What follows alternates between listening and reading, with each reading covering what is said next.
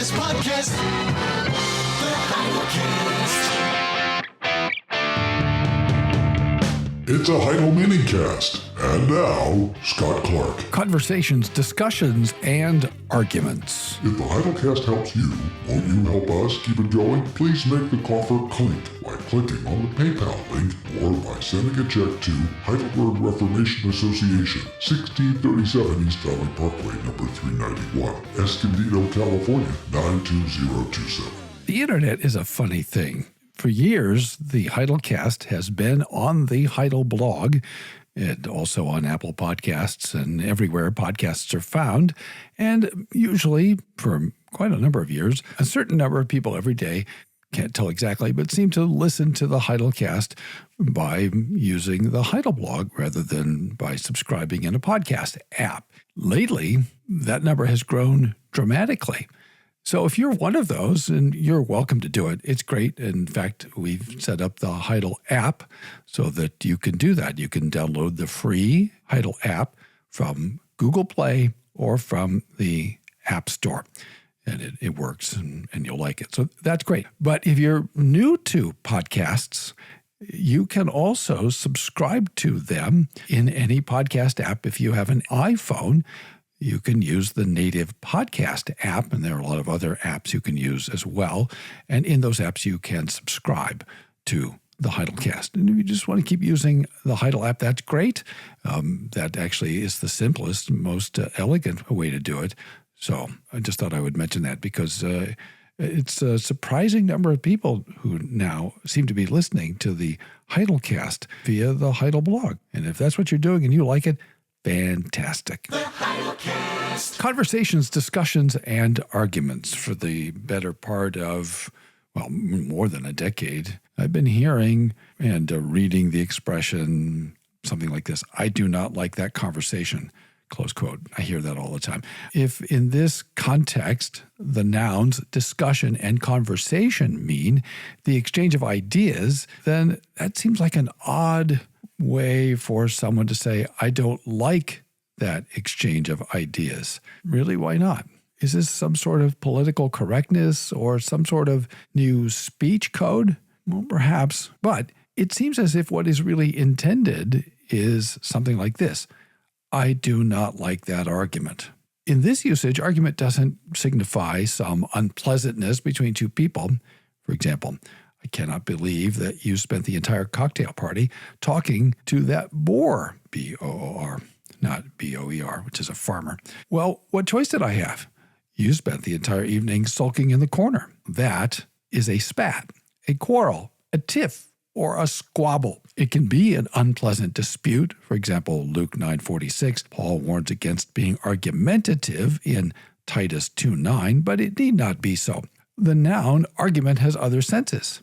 It signifies reason, ground, rationale, explanation, or even defense. Paul uses the word argument in Colossians 2:4 when he warns against being taken captive by arguments. When a talk show host says, "I do not like that argument," what she means is, "I do not like that reasoning, or that claim, or that case, or that rationale." What's being disputed here are either premises or a conclusion, and quite probably the relation between the premises and the conclusion. The host is having a discussion or a conversation with her guests. They're discussing different points of view, and they may disagree about the merits of this argument or that. But there's nothing wrong with having the discussion. Indeed, arguably, we need to be having more intelligent, thoughtful discussions, conversations, in which sound and valid arguments are made. Ladies and gentlemen, Scott Clark.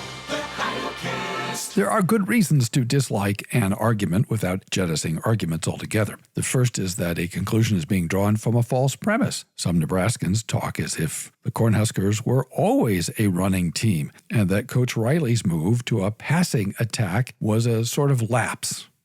Well, that argument ignores history. In the early 1970s, Jerry Tagge and Van Brownson threw the ball a fair bit, and they won 2 national championships. Tom Osborne's early teams threw the ball quite a bit. Indeed, the Huskers didn't begin running an option offense until about 1978, when the redoubtable and unjustly ignored Tom Sorley ran an option offense. Those who think that Nebraska can only win titles by running an option are not merely having a discussion. They are making an argument. Personally, if anybody asked me, I think we should go back to the I formation. But nobody's asked me, and there may be good reasons why we can't do that. I don't know. But when Frost did it against Ohio State a few years ago, it was the best the offense ever looked in his whole tenure.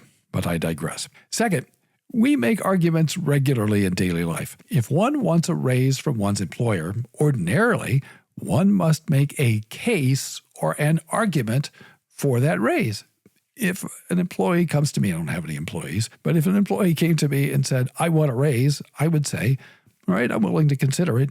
Make your case. So that argument has to be clear, concise, and cogent. Further, it has to be pleasant, or else one may find oneself looking for another line of work. A lawyer makes factual, logical, and legal arguments on behalf of his client or against a defendant. My students are required in their term papers and their MA theses to state a thesis and to make historical and logical arguments for it. Children make arguments to their parents about why they ought to be allowed to stay overnight at a friend's house, and parents reply with counter-arguments as to why that's a bad idea. Arguments are unavoidable. Bad arguments ought to be shunned. Why, then, is there an apparent move in the culture to avoid the word argument, which is what I've really been getting at here, Heidelcast. even to the point of substituting less clear words for the nouns argument and argue? Political correctness may actually be part of the answer. Could it be that the PC culture has so influenced the rest of us that we are afraid to be perceived as combative?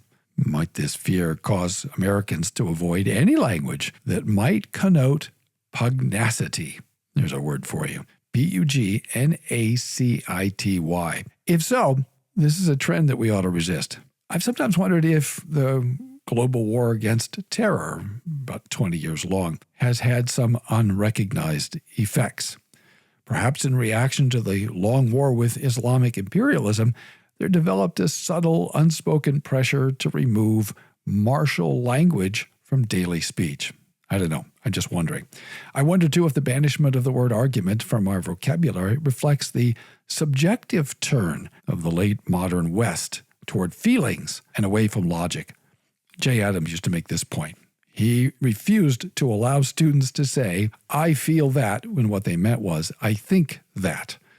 And I used to sort of laugh at his objection, but I don't laugh anymore. I think he was well ahead of the curve. As Mrs. Keller said to me in high school English, you feel with your fingers.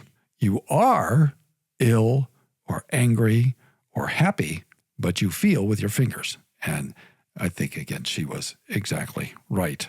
So let me make an argument in favor of arguments. A logical, factual, coherent argument is a kind of civilized disagreement over facts, what is or what was, and logic, that is, what inferences may be properly drawn from certain premises. If we cannot have such arguments, our society will eventually be imperiled. If, having become a loosely affiliated collection of factions, one group of Americans succeeds in gathering enough civil and social influence to silence the others, it doesn't take a lot of imagination to think that that could possibly happen, the pressure will find a valve, and historically, that valve has been violence. Perhaps the more fundamental question is whether there are things for which we ought to fight. Do not Americans testify that there are? The American Declaration of Independence from Great Britain was an argument, a case for the, as we said in the 18th century, unalienable rights of life, liberty, and the pursuit of happiness. We didn't merely argue for those unalienable rights. We actually took up arms to secure them. We instituted a federal government and several state governments to protect and preserve those rights and liberties. Have you ever wondered why doing the same thing today is made to seem impossible, even across publicly funded university campuses and silencing every voice with which they disagree? Are our liberties less fundamental than they were in the late 18th century? I don't think so. As a spiritual matter, Christians, metaphorically, fight against the enemies of the soul, sin, the flesh, and the devil. We rightly argue for biblical and Christian truth. We argue against theological and spiritual error. Such arguments are not only unavoidable, They are entirely necessary for the well-being of the church.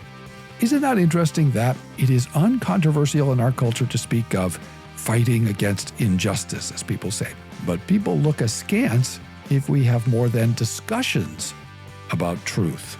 You can fight for justice, but you can't fight for truth. The way we speak, the way we write, unintentionally reveals something about where our politically correct culture is and the way it influences us, causing us even to avoid perfectly good words like argument, and influencing us to turn to inadequate substitutes such as discussion and conversation. Thanks for listening. Tune in tomorrow for more from the Heidelcast, brought to you by HeidelbergReformationAssociation.org. Don't forget, when the coin in the coffer clinks, the cost of bandwidth shrinks. Copyright Heidelberg Reformation Association. All rights reserved. This is a Heidel Media production. For this podcast.